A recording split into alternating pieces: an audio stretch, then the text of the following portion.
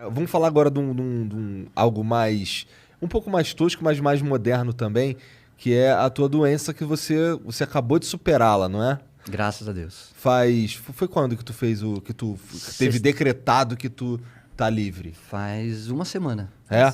Foi sexta-feira retrasada, vai. É? É. E como é que foi encarar isso, cara, pra você? Cara, tipo, na hora que você recebe a notícia, é uma porrada, né? Pô, tua esposa começa a chorar, tua mãe chora, teus amigos começam a te ligar chorando. Então, você fala, cara, eu não quero morrer. Claro. Pô, eu sempre fui um cara saudável, sempre fiz exercício, sempre me cuidei. De repente me aparece um linfoma. Eu fui fazer uma fisioterapia de prevenção pro joelho, porque eu tenho 3 cirurgias no joelho, então eu alongo, de vez em quando ele dá uma soltada. E no final ele me achou mais tenso e falou, vira, quero alongar teu pescoço. E ele achou um caroço. Eu falei, pô, você viu que tem um carocinho aqui? Cara, eu pus a mão assim e falei, não vi, mas tem mesmo. Ele falou, vai dar uma olhada, fala com teu pai, meu pai é médico. Não falei. Semana seguinte voltei na fisioterapia, aí ele alongou de novo e falou, você falou com seu pai? Falei, putz, Cadu Ramos, o fisioterapeuta. Falei, Cadu, não falei. Mas na minha cabeça eu falei, putz, ele tá preocupado, alguma coisa tem. Aí eu falei, pai, dá um pulinho aqui, dá uma olhada no meu pescoço. Ele olhou e falou, pode ligar pros teus amigos e amanhã eu quero que você vá pro hospital. Eu falei, por que você acha que preocupa? Ele falou, quando eu bato o olho, filho, meu pai é patologista clínico, né, laboratório, faz exame de sangue, esses exames. Ele falou, eu sei quando é uma lesão muscular, quando é uma picada de inseto e dessa vez eu não sei o que é. E se eu não sei, você tem que checar. Eu entrei no hospital, fiz todos os exames e foi detectado um linfoma de Hodgkin, que é um tipo, graças a Deus, o menos agressivo de um tipo de câncer. Eu tinha o Caioba Soccer Camp, que é um camp que eu faço para as crianças. 7 dias depois, isso tudo foi numa quinta. Não nesse fim de semana, no outro, 10 dias depois, eu tinha o camp na Bahia. A gente estava 1 ano e meio sem fazer o Caioba. E logo em seguida eu voltava da Bahia direto para o Rio de Janeiro para fazer as Olimpíadas. Então, assim, primeiro você administra. Você chora, você fica preocupado, você fala, cara, meus filhos, não posso morrer, não é minha hora ainda. E aí depois você tem 2 opções, ou você afunda ou você enfrenta. E eu peguei minha esposa e falei, apareceu. Não cabe a nós a gente se questionar, a gente se queixar, a gente perguntar o porquê. Apareceu, vamos resolver. E aí eu escolhi um médico que foi, acho que, pelo menos 50% do tratamento. Porque ele falou para mim, o que você quer fazer? Eu falei, eu quero ir pro Caioba e eu preciso fazer as Olimpíadas. Ele falou, quanto tempo? Eu falei, 1 mês. Ele falou, pode ir.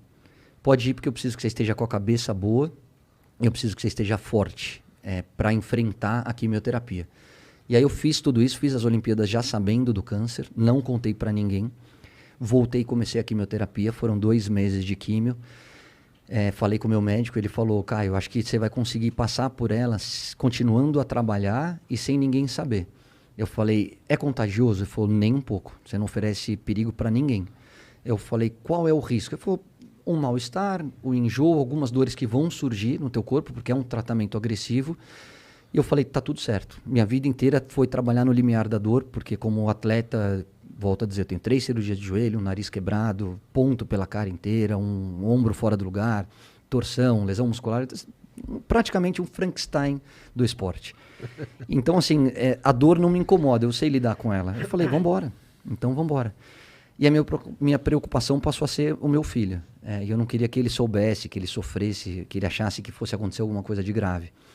Até o momento que era um dos riscos do efeito colateral, a queda de cabelo. E começou a cair.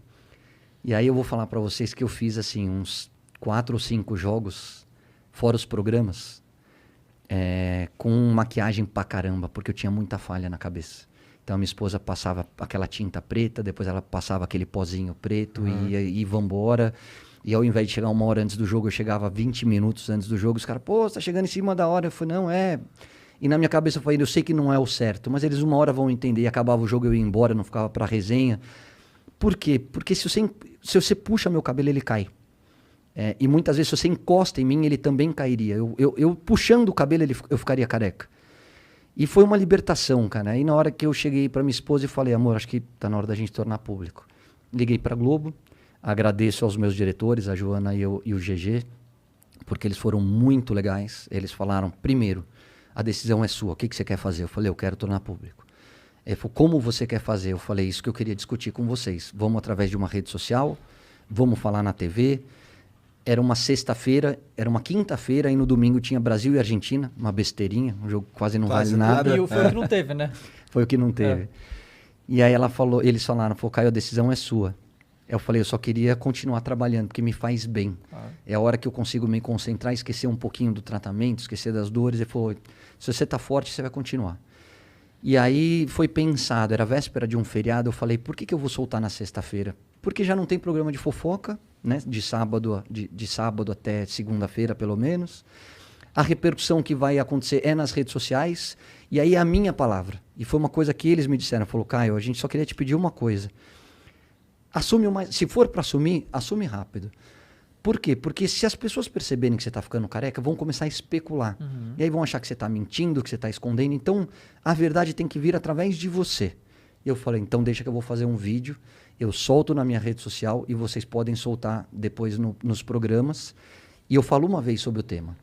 Eu dou uma entrevista sobre o câncer, eu quero depois me concentrar no tratamento, e quando eu tiver curado, e eu tenho certeza que eu vou estar curado, aí a gente volta a falar no assunto. E aí eles repercutiram no Globoesporte.com. No dia seguinte eu fiz uma matéria com o Felipe Andreoli pro Globo Esporte. E no domingo com o Galvão, aí eu já estava em casa, porque aí a Globo falou, ó, você está com câncer, cai a sua imunidade, você está tratando, fazendo uma quimioterapia, a gente precisa tomar um pouco de cuidado. Estamos no meio da pandemia. No meio de uma pandemia, fique em casa e faz por Skype. Eu falei, tá tudo certo. Não posso me despedir nesse jogo? Ele falou, não. Aí entra o cuidado que a Globo precisa ter. Eu falei, vocês estão corretíssimos, eu faço de casa. E o Galvão foi muito carinhoso, falou no jogo, né? Durante o jogo e no pré-jogo e pós-jogo sobre a doença, me desejando toda a sorte do mundo.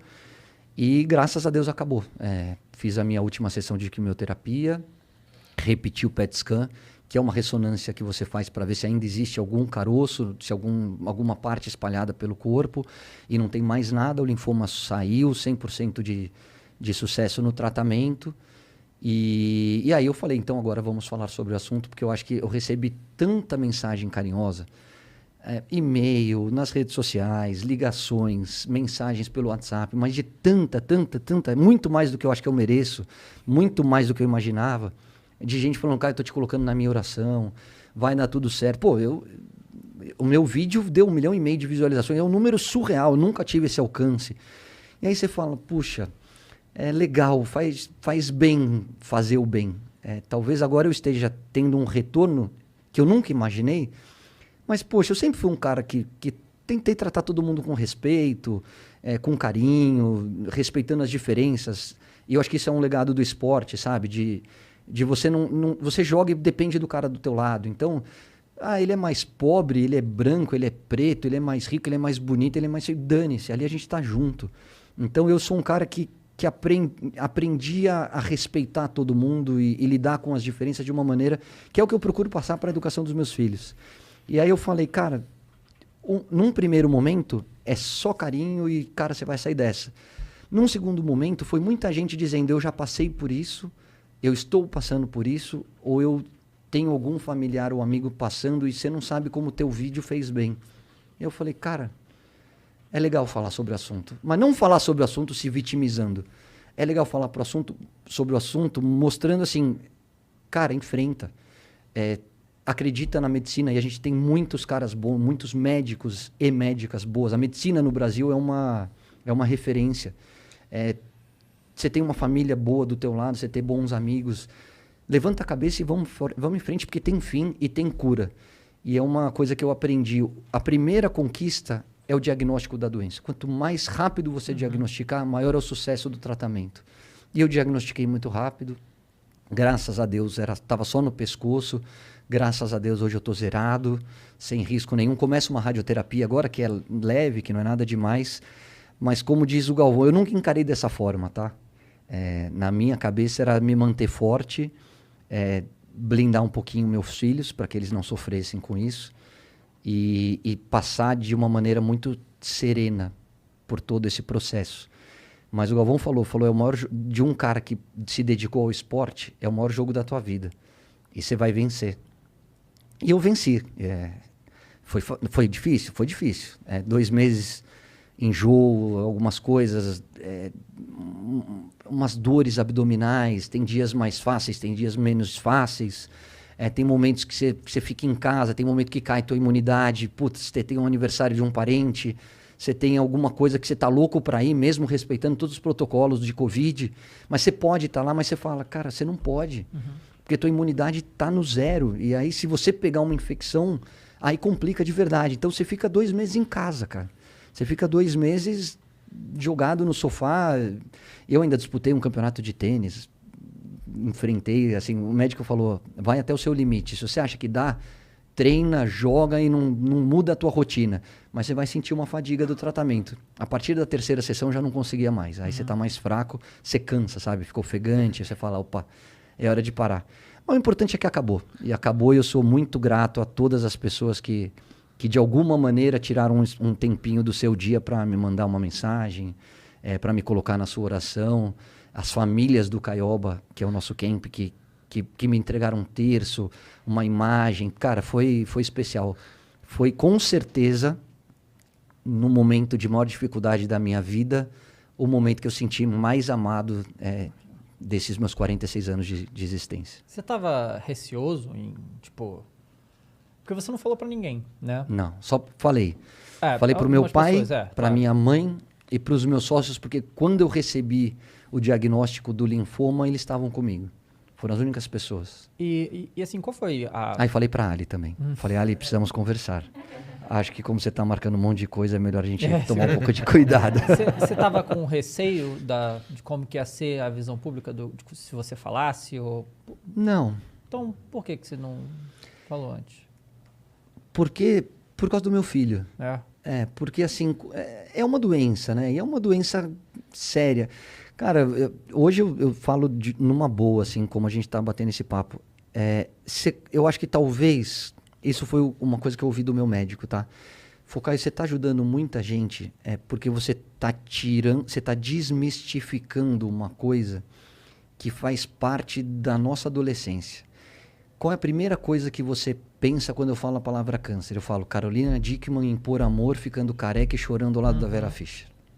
Falei a segunda, eu falo Julia Roberts em Lado a Lado, tratando um câncer e abraçando a privada e vomitando todos os dias.